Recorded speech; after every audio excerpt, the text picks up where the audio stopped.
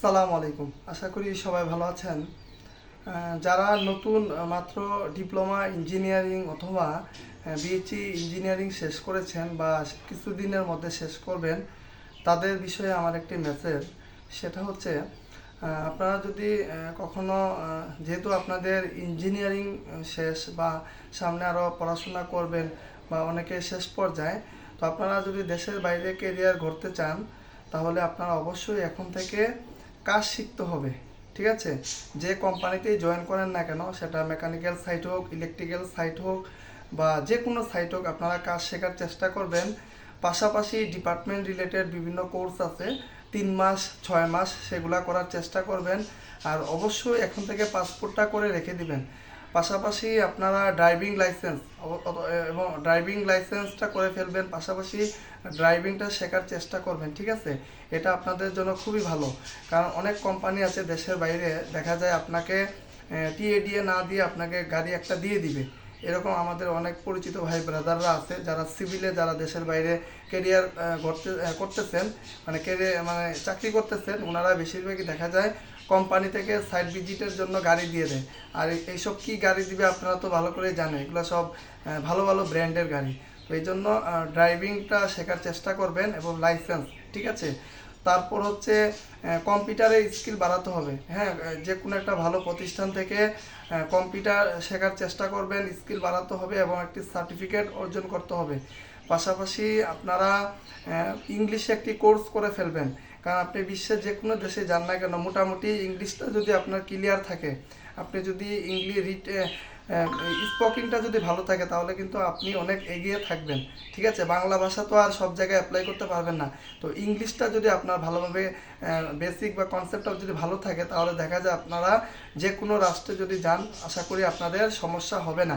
ঠিক আছে, ইংলিশটা অবশ্যই ভালো করে শিখতে হবে। ভালো একটা প্রতিষ্ঠান থেকে, যেখানে ভালো একটা স্কোর করা যায়, সেখান থেকে করার চেষ্টা করবেন। ঠিক আছে, আরও কিছু বিষয় আছে, ইনশাল্লাহ আমি পরবর্তী কোনো একটা ভিডিওতে শেয়ার করব। আপাতত আমি যে বিষয়গুলো বললাম, এই বিষয়গুলো করার চেষ্টা করেন। আশা করি আপনারা পরবর্তীতে ভালো একটা অবস্থানে যেতে পারবেন। কারণ দেশের বাইরে আপনি যখন যাবেন, তখন আপনার স্কিল থাকা লাগবে। আপনি যদি নন স্কিলে যান, তাহলে কিন্তু সমস্যা। আর আপনি যদি কাজ শিখে যাইতে পারেন, ঠিক আছে, তাহলে কিন্তু আপনার সামনের যে রাস্তাগুলো সহজ থাকবে। আর যদি কাজ না শিখেন, তাহলে কিন্তু আপনি ধাপে ধাপে সমস্যার সম্মুখীন হবেন।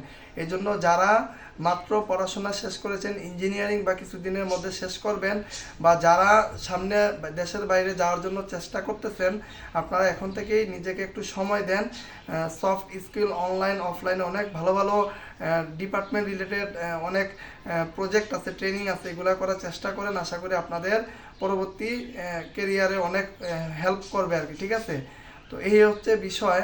তো আমরা মোটামুটি এখন দেশের বাইরে সৌদি আরব বা দুবাই, এইদিকে আমরা ইলেকট্রিশিয়ান নিয়ে কাজ করতেছি। যারা ইলেকট্রিশিয়ান, যারা ইলেকট্রিক্যালে যারা আছেন, আপনারা সুপারভাইজার লাইসেন্সটা করে রাখার চেষ্টা করবেন, অথবা ইলেকট্রিশিয়ানের যে লাইসেন্স আছে এটাও আপনারা করে রাখার চেষ্টা করবেন। কারণ আজকে আপনি সময় ইনভেস্ট করে, টাকা খরচ করে যে ট্রেনিং বা যে প্রজেক্ট করবেন, ভবিষ্যতে কোনো একটা কাজে এটা অবশ্যই আপনার কাজে লাগবে।